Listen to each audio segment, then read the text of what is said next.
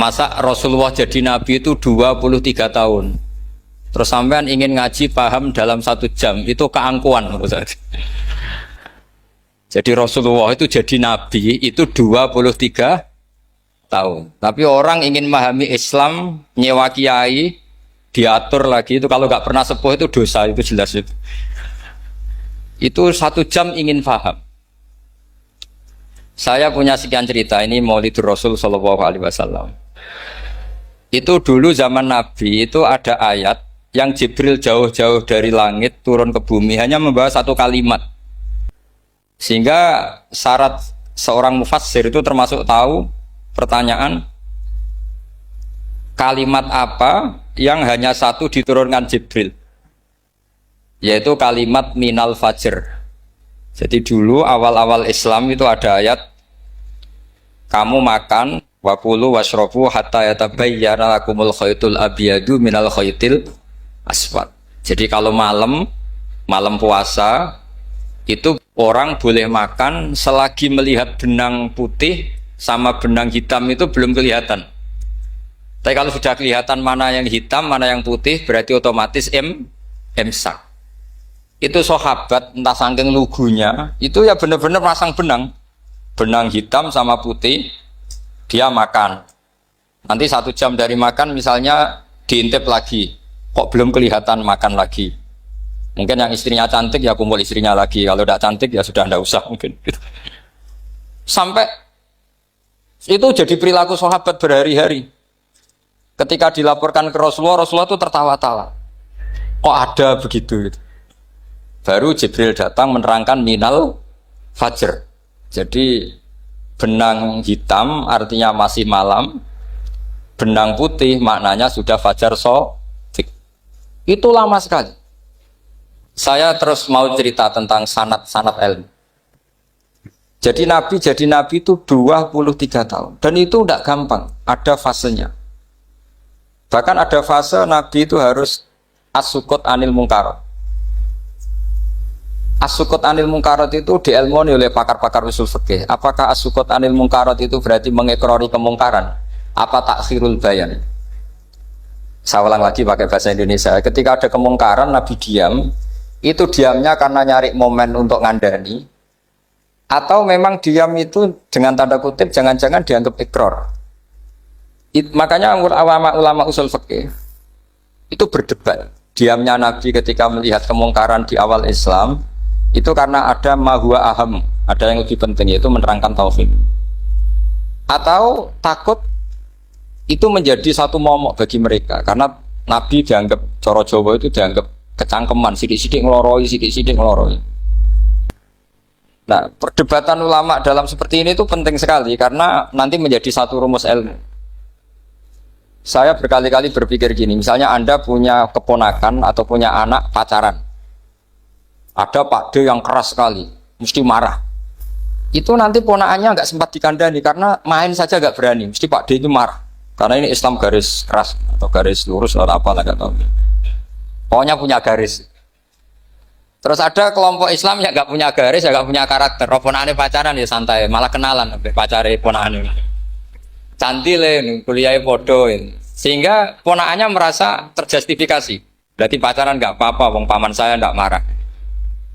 Natijahnya pasti sama. Yang terlalu mudahanah, yang terlalu baik, hasilnya tidak didik sama sekali. Karena seakan-akan mengakui bahwa itu tidak apa-apa. Yang keras sekali hasilnya juga sama, nggak didik sama sekali. Karena dolan we rawani, kapan didiknya? Nah kira-kira seperti itu. Yang nggak mau berteman sama orang-orang maksiat juga hasilnya sama, meskipun atas nama kebenaran. Aku mau kancanan nang maksiat, ngotori. Hasilnya sama, nggak mau mendidik. Tapi yang mau ngancani juga bahaya kalau terlalu keseringan karena jute aku kenal kiai iki ratu diloroi, berarti gak popo kan gitu. Nah ini PR besar dalam umat Rasulullah Shallallahu Alaihi Wasallam. Tadi saya diceritani Mbah Jamal berjuangnya di sini, nata dari kampung yang macam-macam menjadi kampung baik. Dulu saya Duki di Lasem ya gitu. Mbah Mun dulu ya sarang dihimpit 2 kampung yang masalah. Tapi lama-lama terus jadi kampung yang baik lewat tarbiyah, lewat biasa. Maka ketika kemungkaran kita biarkan, itu namanya apa? Namanya itu kalau dalam usul fikih itu takhirul bayan. Apa? mengundurkan memberi apa? Penjelasan. Karena sekali tidak dengan definisi ini, nanti takutnya dianggap al-iqrar alal mungkar, dianggap ngakui kemungkar. Nah, saya termasuk orang yang sangat usuli ya, sangat memahami Quran, hadis itu secara disiplin ilmu usul fikih. Nah, kenapa itu satu keharusan begini logikanya? Saya ulang lagi, Nabi jadi Nabi itu 23 apa? Itu yang menyokong beliau jadi Nabi itu orang Nasrani dan orang Yahudi. Karena itu satu-satunya perangkat yang harus dipakai. NU belum ada, sama nggak usah GR bela Nabi. NU pas itu belum ada. Maulid Nabi itu yang kangelan itu Abu Lahab, bukan pengurus NU. Sampai sekarang dalil Maulid itu masih pakai Abu Lahab. Jadi ini ya NU itu termasuk organisasi yang luar biasa. Abu Lahab itu jadi dalil.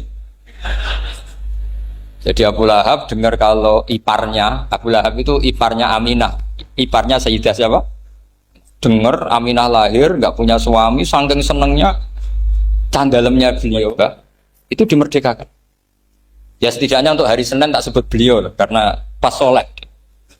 Nanti Selasa Rabu sudah. Itu dimerdekakan.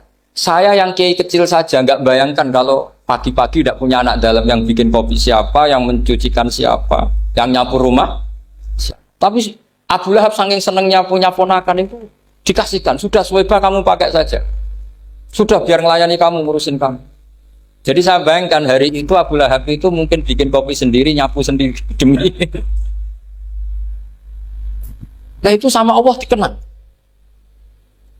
sehingga yukhaffafu anhul adzabu yaumal isnan itu masyhur. Idza kana hadza kafiron jaa dhammuhu bi tabbat yadahu fil jahimi muhal lada ata annahu fi yaumil isnaini daiman yukhaffafu anhu lisururi bi ahmada famadzannu bil abdil ladzi kana umruhu bi ahmada masruran wa mata muwahhida.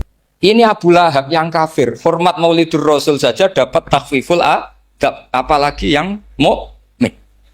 Jadi itu satu-satunya dalil Maulid, itu dalilnya Abu Lahab. Ya makanya terus kita itu dibully sama kelompok sebelah, dalil kok Abu Lahab. Tapi saya pastikan awal Islam itu yang menjadi perangkat nubuah itu hanya Yahudi dan Nasrani. Karena yang lainnya nggak tahu Nabi itu apa. Saya beri sedikit cerita, Nabi itu umur anggap saja kita ikut kaul yang 12 tahun saja. Sebetulnya ada beberapa perdebatan, ada yang bilang 9, ada yang bilang 12. Tapi yang debat tidak usah didengerin, sama-sama nggak tahu kok ngotot. Kadang orang debat ya lucu, sama-sama nggak tahu kok ngotot. Anggap saja 12. Nabi datang ke Syam. Syam itu ya sekitar Syria, Lebanon, Palestina itu Syam. Itu pertama yang tahu kalau beliau Nabi itu ya rohib. Rohib itu terjemahnya ya pendeta. Rohib, Bukhaira nemuin Abu Thalib, itu siapa? Ini anak saya. Terus ditanya lagi, ini siapa? Ini anak saya. Sampai 3 kali. Terus sampai Abu Thalib itu agak tersinggung. Memangnya masalahnya apa kalau dia anak saya? Terus Ibu Bukhaira bilang gini, semua alamat Nabi pada anak ini itu ada semua, kecuali kecelakaannya satu, anak kamu. Loh memangnya masalahnya apa? Karena alamatnya Nabi di Taurat dan Injil itu yatim. Sementara ini punya bapak kamu, ini masalah. Jadi dilihat macanya sudah memenuhi kriteria, semua memenuhi kriteria kecuali satu, karena punya bapak Abu. Akhirnya Abu Thalib ngaku, ndak ini ndak anak saya, ponakan saya. Akhirnya diketahui kalau ini benar-benar calon Nabi. Pertama yang tahu siapa? Pendeta. Karena yang punya khazanah kitab samawi itu ya para orang Nasrani dan Yahudi. Sehingga Al-Quran meskipun pada akhirnya ngeritik Yahudi Nasrani, bicarakan Yahudi dan Nasrani. Karena satu-satunya yang masih punya kitab samawi itu Yahudi dan Nasrani, meskipun sebagiannya sudah dirubah-rubah. Alamat pertama itu seperti yang diceritakan di berjanji afi ainaihikum, matanya dilihat. Terus perlakuan pohon. Saya pernah di pohon itu, pohon nubuah. Itu umurnya ribuan tahun. Itu kalau Nabi duduk misalnya di arah barat, matahari dari barat, normalnya akan kena kesetrong matahari. Itu yang rubah itu dahannya. Jadi Nabi itu orangnya lugu, duduk aja nggak mau mikir. Memang syaratnya Nabi itu nggak boleh mikir, harus ummi. Ummi itu lugu. Nggak boleh Nabi mikir besok makan apa, terus jabat apa, itu nggak boleh. Itu udah Nabi itu, maklar itu. Nabi itu nggak boleh mikir. Makanya Quran nyifati Nabi itu makun tata drimal kitab walal iman. Kamu itu tidak tahu kitab itu apa, iman itu apa. Jika Nabi itu nggak bisa jumpa pers, nggak bisa. Nabi kok memaklumatkan wah saya tadi malu, nggak bisa. Nabi itu justru bagus keliru pertama jadi Nabi. Nabi pertama ketemu Jibril itu dikira malakul maut, dia lari ketakutan. Zamiluni Khadijah saya ini takut itu tadi ada malakul maut, saya takut. Sama Khadijah dikemulin. Jadi Nabi itu nggak tahu kalau itu malaikat siapa? Jibril. Jibril nggak bisa dia kenalan nggak di seminar. Ini malaikat Jibril pernah kuliah di sini, nggak bisa seperti itu. Jibril itu ya aneh. Pertama ketemu Nabi, Iqra ya Muhammad, kamu harus baca ini. Kata Nabi, Nabi Qur'an saya tidak bisa baca. Harus bisa. Dipaksa sampai 3 kali. Nabi tetap jawab, saya tidak bisa baca. Terus kata Nabi kenangnya, Tony, saya didekap. Kamu harus bisa baca. Setelah baca dilepas, Nabi lari pulang. Pulang terus bilang ke istrinya Zamiluni. Ini secara nahwu agak aneh karena mukhatabahnya perempuan satu, harusnya Zamilini. Kalau untuk perempuan harusnya idribi ya, unsuri gitu. Tapi karena Khadijah dihitung ahl itu keluarga, maka Nabi pakai khitab apa? Mudzakkar jamak Zamiluni. Jadi Nabi nggak tahu kalau pertama jadi. Karena syaratnya Nabi harus ummi. Justru karena Umi itu orisinil, semua yang dikatakan Nabi pasti dari wahyu. Nanti Nabi sampeyan mikir, saya besok ngomong apa ya supaya orang tertarik. Makanya kamu gak akan jadi Nabi.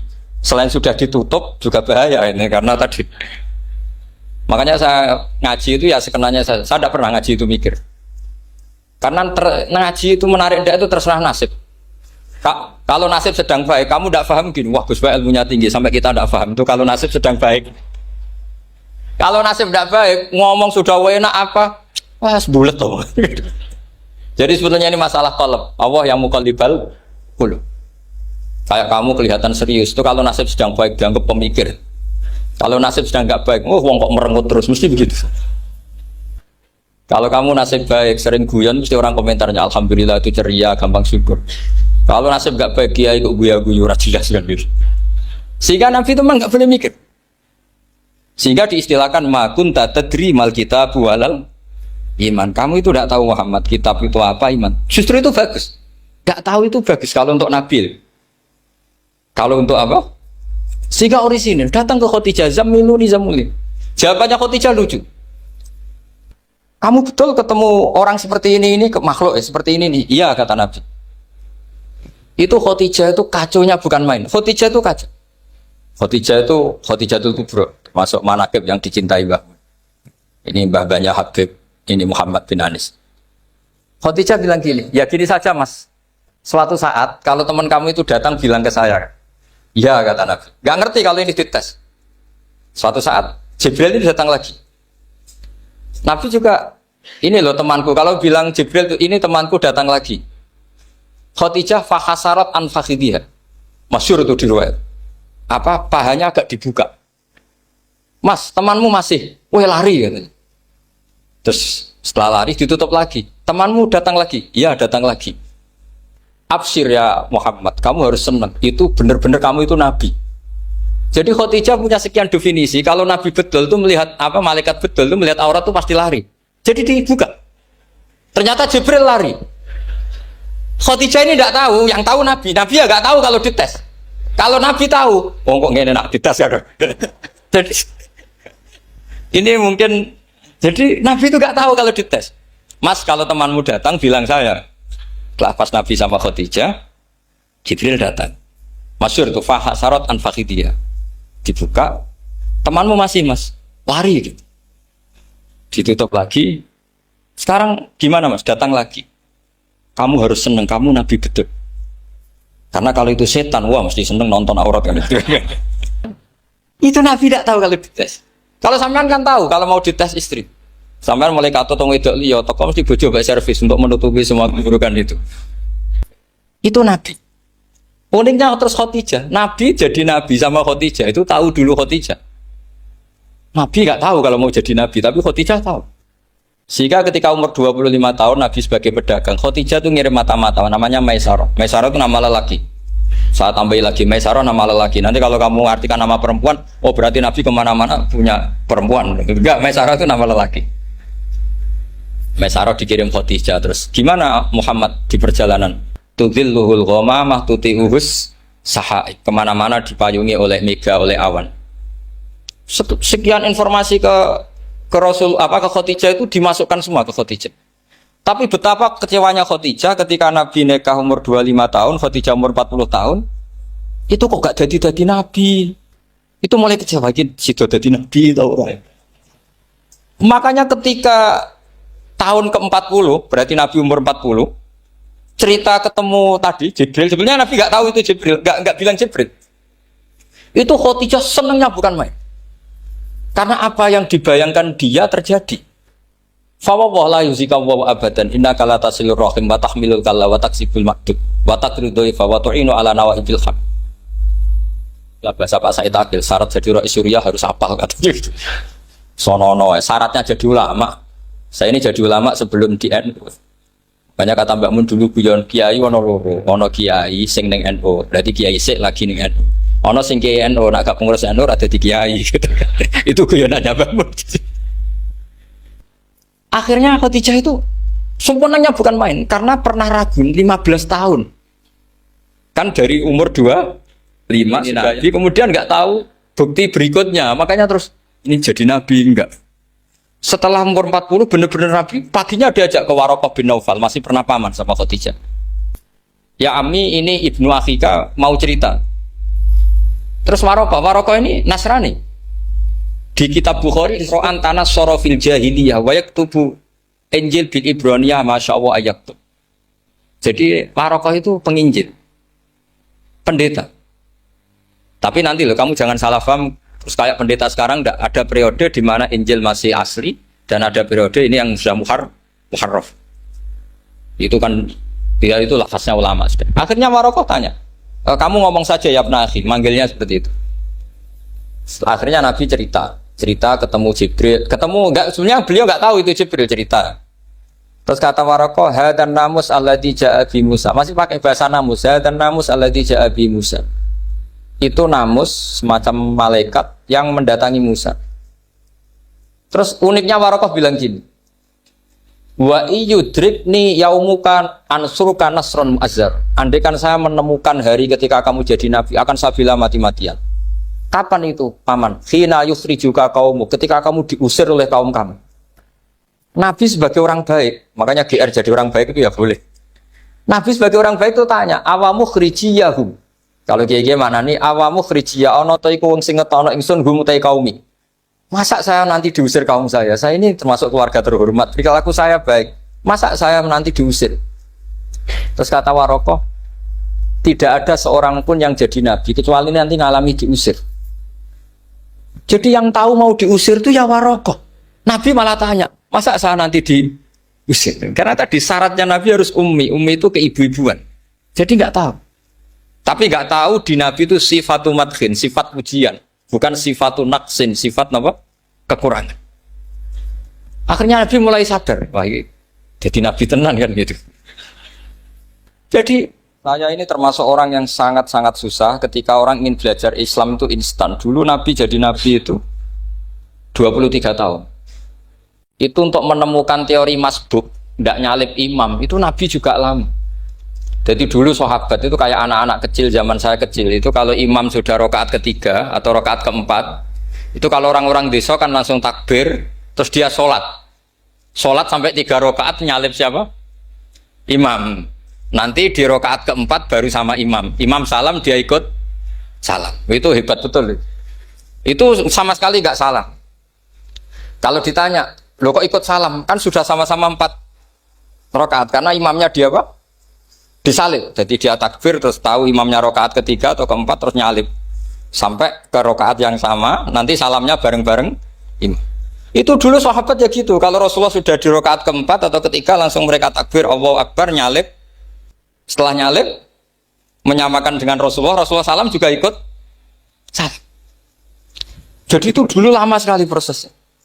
Sampai ada satu peristiwa Mu'adz bin Jabal datang, kemudian Nabi sudah sholat, berarti masbuk kalau dalam bahasa fikih. Mu'ad langsung ikuti Nabi, setelah Nabi salam baru Mu'ad menambahkan jumlah rakaat yang tertinggal. Terus semenjak itu jadi sunnah, jadi sunnatan mutaba'ah kalau masbuk ikut imam, kemudian hanya menambahkan rakaat yang tertinggal. Itu 23 tahun. Jadi saya ngisi 20 menit yang nggak paham, 2 jam yang nggak paham, 3 jam yang nggak mungkin paham. Daripada gitu ya 20 menit saja. Ya itu betul, karena saya tidak punya kemampuan itu. Saya masih ingat, saya ngaji umum pertama itu di hallnya abahnya Pak Hamid Pasuruan di Lasem. Kedua di Pak Hamid Pasuruan kemarin. Terus tadi di Kiai Robah Maksum, itu ajudannya 3 kali ke saya tidak mau. Kiai Robah datang sendiri, sudah sepuh dituntun. Saya ini agak-agak soleh lah, kalau sama orang sepuh itu pengapesan. Masih ingat lah aturan mainnya, laisa minna walam yarham saghirona wa yuwaqqir haqqa kabirina. Tapi yang sepuh betul kayak Mbah Jamal itu sepuh betul. Ada sepuh gaya-gayaan tidak mau. Karena memang Mbah Jamal itu besanan sama saya, Mbah Sahal itu misanannya Mbah saya. Terus dapat Mbah Nafisah ya keluarga sini. Saya teruskan kalau Mbah Robah itu faktornya sanad. Robah bin Maksum ini muridnya Mbah siapa itu? Fakih Mas Kumambang. Mbah Zubair dulu ya ngajinya sama Mbah Fakih apa? Mas Kumambang. Kemarin seminggu yang lalu saya di Pondok Termas ya faktornya sepuh. Karena sanad saya Mbah Mun, Mbah Zubair, Kiai Fakih Mas Kumambang, kemudian Mbah Mahfud Termas. Maka berjanji itu kitab yang masalah madaih itu bagus secara tarikh. Jadi kita madaih itu beda-beda. Ada yang kayak Habib Ali. Habib Ali itu lebih ke isek itu berontok. Jika saya suka baca Simtud Duror itu kalau pas isek, pas berontok. Berontok itu ya pas kangen Nabi, biasanya saya wudhu terus baca Simtud Duror, itu pas isek. Tapi kalau saya ingin baca sejarah suka berjanji. Kalau Habib Ali jelas isek. Yang duriannya sekarang di Solo termasuk Habib Muhammad bin Husain bin Anis bin Alwi bin Ali yang punya Simtud Duror. Jika kalau beliau baca sholawat ya sholatan yattasilu biha ruhul musalli alaihi fayam basitu fi qalbi siru nuri ta'aluki bi wa hubbi fayuktabu biha bi inayatillahi nabu fi hisbi. Kalau berjanji enggak, dia tahu problem utama Nabi itu nasabnya, karena beliau orang Quraisy, orang jahiliyah yang dikira enggak punya darahnya Nabi Ibrahim. Maka beliau pertama ngarang diantaranya wa ba'du fa'aqul huwa Muhammad bin Abdullah bin Abdul Muttalib wasmuhu Syaibatul Hamdi Khumitat Khisalusaniyah. Saya pastikan Muhammad cucunya Abdul Muttalib. Dia yang punya pintu yang mau masuk ke Ka'bah, namanya Babu Bani Syaibah. Itu nama lain dari Abdul Muttalib. Terus diteruskan Abdul Muttalib bin Hasyim terus sampai wa adnanu bila raibin idza dawil ulubin nasabiyah ila dabihi Ismail nisbatuhu wa muntah. Karena berjanji ingin ngomong, ingin memaklumatkan ini Muhammad. Kamu kira orang mana? Beliau adalah turunan Ibrahim. Kayak apa alimnya yang ngarang berjanji? Ya, saya berkali-kali ngomong di mana-mana. Lah berjanji itu nasibnya kurang baik. Dibaca bahasa Arab, yang baca nggak paham, yang dengar nggak paham. Akhirnya kubu sebelah dianggap baca mantra. Nah, terus dihukumi bid'ah kan? Coba kalau itu ditulis bahasa Indonesia. Nasab Muhammad. Dia punya bapak Abdullah, punya mbah Abdul Muttalib gini-gini. Paling kubu sebelah tidak akan bilang bid'ah. Mesti ngomong ini buku sejarah. Jadi gara-gara bawa bahasa Arab, sing maca ora paham, sing nyenggaki ora paham, terus koyo mantra. Sing kritik yo luwih ora paham. Sudah akhirnya. Jadi berjanji itu bela-belain Nabi itu yang dilihat sisi nasab. Makanya beliau ngendikan wa adnanu bila raibin inda dzawil ulumin nasabiyah ila dzabihi Ismaila nisbatuhu wa. Itu juga orang Yahudi. Akhirnya orang Yahudi banyak yang iman. Ternyata Muhammad itu tidak orang lain. Sampai mereka bilang Muhammad minal asbab. Muhammad itu tidak lain saudara kita. Akhirnya orang Yahudi banyak yang iman. Jadi pertama Nabi jadi Nabi itu yang tahu ya orang Yahudi dan orang Nasrani, karena mereka pasti punya sisa-sisa kitab samawi. Itu yang diceritakan Ka'bil Ahbar. Ya al-haditsus tsani an Yasar bin Atha an Ka'bil Ahbar. Qala allamani abi Tawrata ila sifran wahidan kana yaktimuhu wa yudkhiluhus sunduk. Falamma mata bi fatahtuhu fa idzan fi nabiyyun yakhruju akhiras zaman maulidu bi Makkah wa hijratu bil Madinah wa sultanuhu bisyam. Ya, jadi ini saya urun nerangkan maulid. Tapi jangan diundang lagi. Ya, jadi pokoknya saya ini kaidahnya jelas. Kalau tidak pernah sepuh ngundang saya haram. Aturan fikihnya kan gitu. Kalah alim ngatur yang alim haram. Kalah tua ngatur sing tua haram. Tapi nak wong tua ngatur sing nom ono kemungkinan halal. Mereka ono kemungkinan sing nom ra nurut wong tua itu dosa. Makanya kalau saya dipanggil yang pernah sepuh, waduh cocok ra cocok ya samina wa ta'na. Karena Mbak Jamal ini abahnya Gus Rozin, biasanya Basal. Terus saya pokoknya tak ingat saya pengajian umum tuh baru ke-7 ke 8. Semoga ya nanti sampai mati ya jumlahnya masih bisa terhitung. Tapi kalau ngaji rutin saya terus ngaji rutin. Saya pernah baca hikam di Jogja khatam. Kalau di pondok saya sudah nggak terhitung saya khatam berapa kitab nggak terhitung karena saya sering ngaji rutin. Sehingga Diba itu kitab kesayangan Habib Ali. Habib Ali sebelum ngarang Simtud Duror itu beliau nginduk kitab apa? Diba, masyhur. Jadi saya ulang lagi ya, kalau Diba sama Berjanji lebih ke tarikh, kalau Habib Ali ke Isyak, semuanya baik. Saya baca Habib Ahmad Al-Habsyi Pasuruan pernah tak tanya, kenapa kalau Maulid baca 3-3-nya? Ben gak asobiah Gus, ben keduman kabeh. Saya itu setengah hafal semua, 3-3-nya setengah hafal. Berjanji cerita, Al-Hadis Susah, Diba yang ini Diba, Al-Hadis Susani an Yasar bin Ato an Kabil Akbar. Kata Kabil Akbar, saya ngaji sama bapak itu Taurat itu khatam.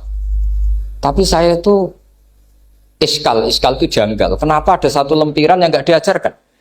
Disimpan fisunduk. Jadi orang Yahudi itu ada baiknya. Mestinya kalau mangkal kan dibakar supaya hilang jejak. Enggak. Karena Yahudi itu ada unsur nubuah. Karena babanya Yahuda bin Yakub bin Ishak bin Ibrahim. Tapi Yahudi yang orisinal ya.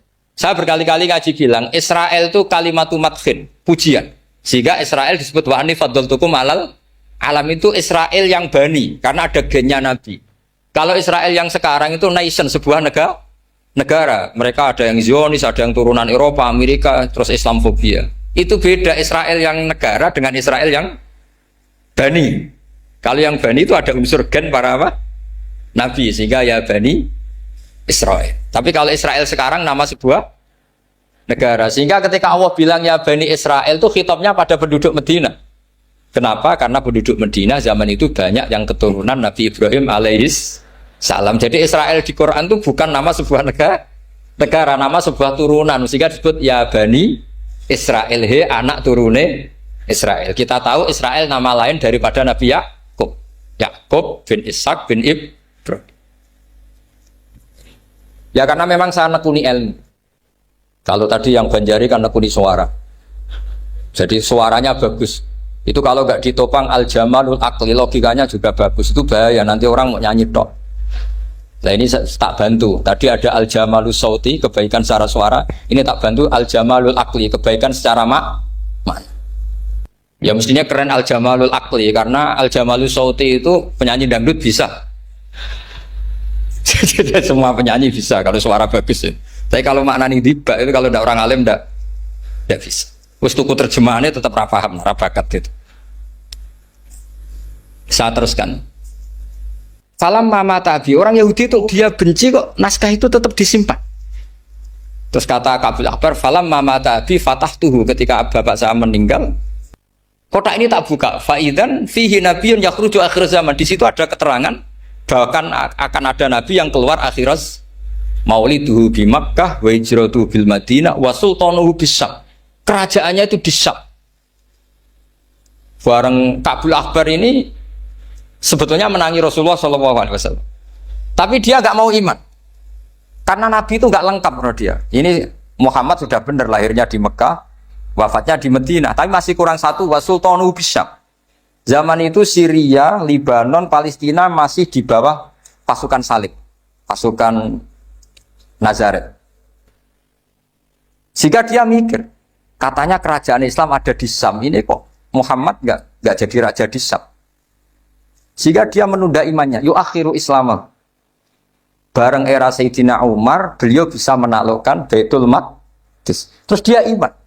Makanya imannya Kabil Akbar itu era Sayyidina Umar, karena sudah masuk definisi ketiga wasultanuhu bis-Syam, kerajaannya Nabi ada di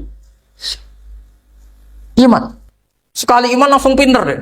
Wong sedurunge baca kitab Samuel banyak. Sehingga Sayyidina Umar kalau mau tanya kitab Samawi ya tanya Ka'bul Ahbar. Karena beliau itu Nabi sudah benar maulidu di Makkah, wa hijratu bil Madinah, wa sultanuhu bisyam.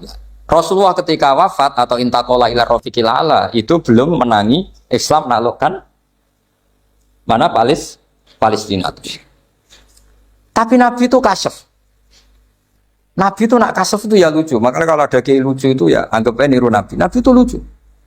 Ada sahabat itu gak pati ganteng, pendek gak pati ganteng, namanya Surakoh. Itu digojlok sama Nabi. Surakoh, bagaimana kalau kamu suatu saat itu pakai tas itu apa? Mahkotanya Raja Syam, Raja Kaisar. Ya Surakoh ya dianggap Nabi Gujan gitu aja. Nabi Gujan aja. Singkat cerita, suatu saat Umar itu mengalahkan kerajaan itu. Kaisar itu dikalahkan Umar. Saking takutnya lari, mahkotanya itu jatuh. Jatuh disaksikan Surakoh. Terus ingat, dulu Nabi pernah ngendikan itu disuruh pakai saya. Akhirnya sama Surakoh dipakai. Ya tetap orang ganteng, orang ganteng. Padahal sudah pakai mahkota guys. Karena setelah dipakai, kata Umar, ikhla'ha. Itu dicopot. Mau saya pakai untuk Baitul Muslimin, untuk Baitul Mal. Kata Surakoh, bukankah Nabi ngendikan kalau ini yang pakai saya? Jawabnya Umar, innama yaqulu Rasulullah lital bisaha walam yaqul litamlikaha. Kata Nabi hanya menghentikan kamu disuruh pakai tapi tidak disuruh memiliki. Kayak apa Rasulullah kasyafnya? Itu kata orang-orang yang pernah ke Turki. Saya belum pernah ke Turki, tapi saya hafal hadis sahih ini. Itu ditulis di masjid Turki itu, la taftahunnal Konstantinia. Kamu akan bisa mengalahkan pasukan Konstantinopel. Itu dikalahkan setelah 1000 sekian tahun dari wafatnya Nabi. Kayak apa kasyafnya Nabi? Karena Nabi wa ma yantiqu anil hawa in huwa illa wahyu. Coba kalau Nabi kayak pengamat, ngomong apa yang kira-kira terjadi? Wah itu kan mesti keliru semua karena berdasar akal. Tapi kalau Nabi berdasar apa? Kasyaf. Kasyaf itu satu kenyataan yang dipertontonkan Allah Subhanahu wa taala. Terus kedua, alamat Nabi itu pakai sandi. Sandi itu sesuatu yang enggak jelas tapi menjadi jelas bagi ahlinya. Saya ulang lagi, sandi itu kayak sandi di militer itu. Atau sandi di KPK itu ada sandinya. Sandi itu ya kata sandi. Saya pernah diceritani Pak Busro Muqaddas ketika ketua KPK itu lucu. Wah, sandinya koruptor saya tambah kacau Pak. Itu kalau bilang uang, itu kalau yang kemarin rame kan apel Amerika sama apel Malang. Kalau apel Amerika berarti US apa? Dolar, kalau apel Malang berarti apa? Setelah KPK tahu sandinya diganti Ustadz. Jadi koruptor kalau mau korupsi ini pun temannya. Loh ini Ustadznya sudah siap loh, kamu gak ikut pengajian. Itu sempat penyadap KPK itu gak mau ngecek. Masa orang pengajian dicek. Ternyata ya gak ada acara pengajian. Ustadz tuh maknanya uang. Koruptor saking ngerti itu disadap KPK itu sandinya gimana? Datang nggak ke sini, ini ustadznya sudah siap, ini ada pengajian. Hampir KPK itu nggak ngecek karena pengajian, ustadznya sudah siap. Setelah digerebek ternyata ustadz tuh sandi dari makna apa? Uang, gak kurang ajar itu ustadz katanya. Jadi kalau di sini ditangkap KPK berapa ustadz ini sudah? Ada Habibnya lagi, ada Habib Muhammad ini. Nah, Al-Farisi itu pemikir, dia orang Persia. Di mana-mana orang Persia itu pemikir. Persia itu kalau sekarang ikut Iran. Itu dia ngaji lama sekali sama pendeta-pendeta itu. Kebetulan dia punya pendeta yang belum muharraf, belum muharrif atau belum muharraf. Kalau muharrif orangnya, kalau muharraf itu kitabnya atau bukunya. Setiap dia ngaji sama pendeta dikasih tahu. Terus kecewa beberapa kali, walhasil ketemu pendeta yang benar. Sudah, kamu tidak usah ngaji sama saya. Kamu datang saja ke Yasrib, ke Madinah sana, ke Yasrib. Di situ Nabi akhir zaman sekarang sudah ada kan. Ini yang ngomong pendeta. Ya.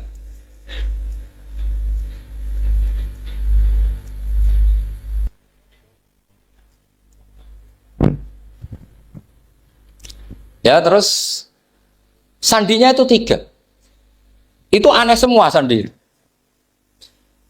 Sandinya pertama layak balus sodaqoh. Lalu saya tahu kalau itu Nabi gimana? Pas itu posisi di Babylon. Babylon itu sekarang ikut Irak. Babylon itu ikut Irak. Dia orang Persia, kira-kira sekarang Iran. Terus dia kerja di Babylon, kalau sekarang ikut Irak. Makanya ada yang cerita Nabi Ibrahim itu orang Babylon, berarti orang mana? Irak. Kemudian pindah ke Syam, kemudian sempat hidup di mana? Makkah. Akhirnya datang. Beliau di Babylon diceritain. Terus beliau miskin. Terus ada kafilah dari Yasrib, dia bilang, saya siap jadi budak Anda, asal saya dibawa ke Yasrib. Akhirnya Salman jadi budak. Jadi budak, dia di Yasrib jadi budak. Demi penelitian tuh dia jadi budak. Padahal dia orang pinter sekali, namanya Salman Al-Farisi. Setelah jadi budak, dia di Yasrib. Suatu saat dia kerja dapat ujroh itu upah. Datang ke Rasulullah. Ya Muhammad, manggilnya masih jangkar. Ya Muhammad, saya punya banyak uang. Kamu kan punya sahabat banyak, punya santri banyak. Ini tak sedekahkan ke kamu. Apa kata Nabi? Sahabat dipanggil semua. Halumu ilayya, ayo kesini, ini makan, ini ada sedekah. Terus kata Salman kenangannya, walam ya'khud min hasya'an. Bahkan sebagian riwayat mengatakan falam yamussa. Nabi nyentuh saja gak mau. Karena diistilahkan sedekah. Terus kata Salman, hadhihi waqidah, ini satu alamat. Itu sandi. Gak ada yang tahu kecuali ahli kitab. Setelah seminggu, 2 minggu dapat uang lagi. Ya Muhammad, hadhihi hadiyatun laka, ini hadiah untuk kamu. Nabi langsung ikut dahar. Hadhihi sintan, ini 2. Kalau logika kita pakai pengamat, bedanya apa? Sedekah ya dapat, hadiah ya dapat. Kan nggak ada bedanya sama sekali. Ternyata itu sandi. Sandi wayak balus hadiah, tapi walayak balus sedekah. Nabi itu nerima hadiah tapi nggak nerima sedekah. Bagi orang kebanyakan kan bedanya apa? Sama-sama dapat. Kiai pakai duit 1 juta, mbok arani sedekah ya ditompo. Mbok kayak 50.000 diarani hadiah ya ditompo. Sementing kan duit. Tapi kalau Nabi tidak bisa seperti itu. Kalau dikatakan sedekah nggak mau nerima, kalau hadiah, akhirnya, wah ini sudah ada 2 alamat. Jadi alamat tuh ya kadang aneh, masa sedekah sama hadiah dibedakan. Terus ketiga, wafi katifihil aisar khotamun nubuwah, mislu baidotin nu'amah. Di katifil aisar, apa kalau orang sini bilang apa? Pundak yang kiri itu ada khotamun nubuwah, ada alamat bahwa beliau adalah nabi akhir zaman. Itu mislu baidotin nu'amah, kayak semacam telur manuk darah. Wah itu pusing. Waduh, caranya ngelihat gimana? Dia berkali-kali datang ke situ. Nabi itu orangnya priayi, jadi sering pakai baju. Kalau Nabi ini jenengan sering blodor gampang. Ini kan Nabi kan sering priayi. Tapi Nabi itu memang unik. Ketika Salman ke situ, pas beliau mau wudu, biasanya nggak pernah pakai buka baju. Nabi dibuka bajunya. Pokoknya Salman fa'aqab ba'alaihi, bersungkur di depan Nabi, kemudian mengatakan aman tu bika ya Rasulullah. 3 alamat. Lagi-lagi 3 itu juga didapatkan dari ahli kitab. Makanya di awal-awal Islam itu ahli kitab itu luar biasa. Meskipun akhirnya di akhir-akhir masalah karena banyak oknum yang mentahrif itu. Jadi saya mohon ilmu-ilmu seperti nggak boleh hilang. Jangan mentang-mentang orang Yahudi Nasrani sekarang sudah muharraf, kamu terus anti sama sekali. Tetap ada sisa-sisa samawi. Karena mereka masih megang kitab apa? Samawi. Jadi kita fair saja. Yang salah ya salah, yang benar gini apa? Benar. Makanya saking fairnya Nabi, ini harus ditiru oleh semua orang NU, orang Muhammadiyah, orang apa saja. Nabi itu kalau menghormati satu ilmu itu luar biasa. Kata Sayyidina Umar, saya ini punya naskah banyak Taurat karena naskahnya menarik ya Rasulullah. Ada sahabat lagi cerita begini-begini. Jawabannya Nabi apa? La tusaddiquhum wa la tukadzibuhum. Kamu ya jangan bilang iya, ya jangan bilang tidak. Kalau kamu bilang iya, ternyata yang pas muharraf, yang pas sudah ada orisinil. Kamu bilang, wah itu bohong semua, ternyata ada yang masih orisinil. Kayak apa Rasulullah hati-hatinya? La tusaddiquhum wa la tukadzibuhum. Kalau sekarang enggak, orang ekstrim, pokoknya salah. Kalau tidak kita pokoknya salah. Iku ora ono hadise. Sing ono iku emosine, paham gitu. Jadi Nabi itu fair, kalau sesuatu enggak mesti ya la tusaddiquhum wa la tukadzibuhum. Kamu ya jangan bilang iya, ya jangan bilang tidak. Faqulu amanna billah wa ma unsila ilaihi. Jadi ini kebanggaan kita terhadap Rasulullah sallallahu alaihi. Makanya kitab Fathul Bari sarahnya Bukhari termasuk komentarnya Said Muhammad di beberapa kitab beliau, di Mafahim, di beberapa kitab. Kamu jangan terlalu fikih. Kalau terlalu fikih kan nggak boleh mempercayai omongan orang kafir, orang ahli kitab. Karena awailun nubuwah itu yang komentar semua ahli kitab. Awailun nubuwah itu yang tahu bahwa Nabi Muhammad calon nabi itu semuanya data dari ahli apa? Ahli kitab. Sudah akhirnya Nabi ketemu Jibril lagi. Yang turunkan ayat ya ayyuhal muddatsir qum fa'anzir wa rabbaka fakabbir wa thiyabaka fatahhir wa rujza fahjur wa la tamnun tastakbir wa li rabbika fasbir. Nabi mulai yakin ketemu Jibril. Setelah sering ketemu Jibril, Nabi ya dengan tanda kutip nggak tahu aturan mainnya lagi. Setiap ada pertanyaan bilang gini, sudah tak jawab besok. Mentang-mentang besok Jibril datang. Ternyata Jibril tidak datang. Sampai 40 hari. Akhirnya dibully sama umatnya. Mat dari iso jawab ternyata ada bisa. Piye Jibril ora teko. Akhirnya diwarai meneh. Ngene lho carane dadi nabi wala taqulanna lisain ini fa'ilun dzalika hudan illa. Jadi Nabi, sudah kamu besok datang ke saya tak jawab karena Nabi mentang-mentang besok mau konsultasi sama apa? Jibril. Ternyata Jibril tidak datang karena Nabi lupa ada mengatakan bisa. Kalau Nabi itu tahu semua, pasti Nabi mengatakan insya Allah dulu. Tapi Nabi memang sebaiknya nggak tahu. Umi, justru itu wa ma yantiqu anil hawa in huwa illa wahyu. Itu beberapa peristiwa. Sehingga syaratnya jadi wali, karena anak wali itu warasatul anbiya. Ya kudu rada goblok sithik-sithik. Enggak boleh wali kok cerdas, analisis enggak boleh. Wali kok delok TV ngrungokno pakar-pakar analisis. Iku ora wali, jadi maklar. Enggak boleh. Jadi misalnya yang menang Pak Jokowi atau Pak Prabowo, enggak boleh pakai Pak Jokowi petahana, was gini, enggak boleh. Wali kalau ditanya yang menang Pak Jokowi, Pak Prabowo, biadillah gitu aja. Itu urusan Allah. Itu alamatnya apa? Itu enggak penting, yang penting golek ridhanya Allah. Enggak menarik figur-figur seperti itu wali. Sudah saya teruskan supaya clear ya masa Maulidur Rasul sallallahu alaihi wasallam. Itu kita tidak punya data kecuali dari ahli kitab. Yahudi lebih ngeri lagi. Yahudi itu punya kriteria syaratnya Nabi harus min dzurriyyati Ibrahim. Ya makanya kitab yang paling disenangi Mbah Mun itu Berjanji. Syaratnya Nabi harus min dzurriyyati Ibrahim. Lalu Muhammad itu siapa? Kok tahu-tahu Nabi dia itu orang Arab. Orang Arab itu jahiliyah, wongnya goblok-goblok. Wah, akhirnya terus jadi polemik ilmiah kan. Akhirnya Nabi memaklumatkan diri kalau beliau min dzurriyyati Ibrahim. Dibuktikan Ibrahim pernah singgah di Mekah, yaitu fihi ayatum bayyinatum maqamu Ibrahim. Bahwa Ibrahim pernah hidup di Mekah ada buktinya, yaitu ada bekas kaki di dekat Ka'bah. Akhirnya Ibrahim meninggalkan Ismail. Ismail kecil kekurangan air, Hajar lari-lari nyari air 7 kali. Akhirnya jadi sa'i bena sofa wal. Ada sekian bukti kalau Ismail itu hidup di Mekah, menikah sama suku Jurbum. Akhirnya orang Yahudi mulai ngeper. Loh iya, Muhammad pantas jadi nabi. Ternyata orang Mekah turunan Ibrahim alaihis. Itu andekan orang Yahudi yang tidak komen, itu juga gak dilacak nasabnya Nabi. Gara-gara orang Yahudi komen, Nabi itu harus turunan Ibrahim. Kamu asal-usulnya gimana? Akhirnya Allah sendiri yang menjawab bahwa Nabi lahir dari Ibrahim. Padahal Ibrahim itu orang Palestina. Logikanya gimana? Ternyata Ibrahim pernah singgah di Mekah. Ada bekas kakinya, ada ritualnya yaitu lari bena sofa wal marwah, menceritakan wal marwah menceritakan apa? Ibrahim ketika nyari apa? Siti Hajar ketika nyari apa? Itu disebut fihi ayatum bayyinatum maqamu